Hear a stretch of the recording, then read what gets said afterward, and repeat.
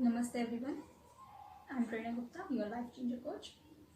तो आइए बात करते हैं आज कि क्रिटिकल सिचुएशन में भी कैसे राइट डिसीजन लिया जाए और कैसे काम रहा जाए, because this is a big deal in critical और मैसिव सिचुएशन टू मेक काम योर सेल्फ। बिकॉज हमारे चारों ओर इतनी नेगेटिविटी है कि उन नेगेटिव थिंग्स का, बातों का, चीज़ों का हमारे ऊपर, हमारे नेचर पर, हमारे डिसीजन पर इफेक्ट पड़ता है, क्योंकि उस कंडीशन में कहीं ना कहीं हमारे ऊपर इफेक्ट हुआ है, राइट। चाहे हम मेंटली इम्बैलेंस हुए हों या इमोशनली। तो मेंटल एंड इमोशनल दोनों बैलेंस होना बहुत ज़रूरी है किसी भी डिसीजन को लेने के लिए। अब कैसे रहें इस स्थिति में? अगर सिचुएशन ऑन द स्पॉट है और आपको डिसीजन लेना है तो जस्ट अवॉइड। अगर आपको समझ नहीं आ रहा है, आप इम्बैलेंस्ड हो, you feel at that time कि मुझ पर इफ़ेक्ट हो रहे हैं या मैं गलत डिसीजन ले सकता हूँ, ले सकती हूँ, तो जस्ट बी काम एंड लीव द प्लेस।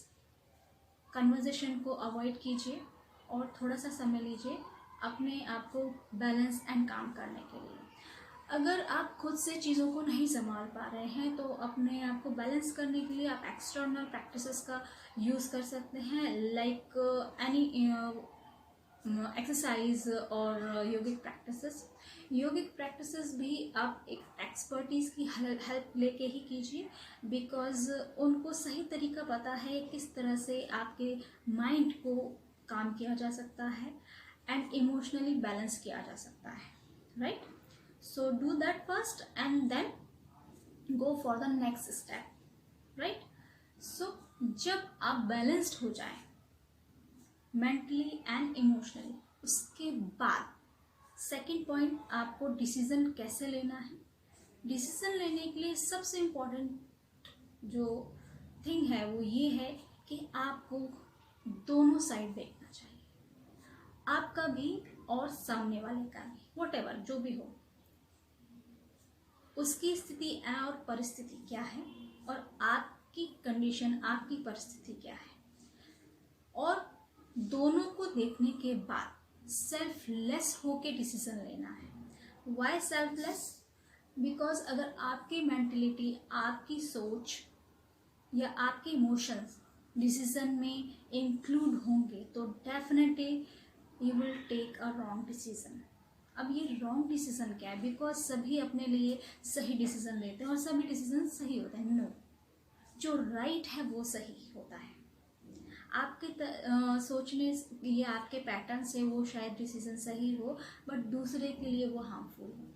अगर आप दूसरे का नुकसान करके और अपने लाइफ को सेट करते हो या अपने गोल को अचीव करते हो, दैट इज अ रॉन्ग। आप ऐसा डिसीजन तभी ले सकते हैं जब आप एज ए व्यूअर वर्क करें।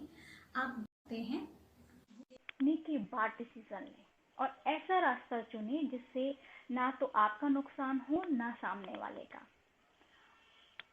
ये अगर व्यू लेके चलते हैं तो लाइफ में आप कभी भी रॉन्ग डिसीजन नहीं ले पाएंगे और लाइफ में हमेशा सक्सेसफुल होंगे, बिकॉज आपको दूसरों का भी ख्याल है, राइट।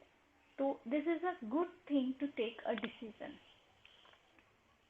एक्चुअली क्या होता है कि जब भी हम डिसीजन लेने जाते हैं तो हमारी मेंटलिटी, हमारी टर्म्स एंड कंडीशंस और हमारे इमोशंस उससे जुड़ जाते हैं और हम सेल्फ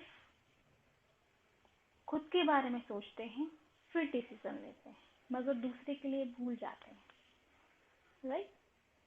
तो ऐसा ना हो, इसलिए हमको एज ए व्यूअर वर्क करना है, खुद को चीज़ों से डिटैच करना है, उसके बाद डिसीजन लेना है।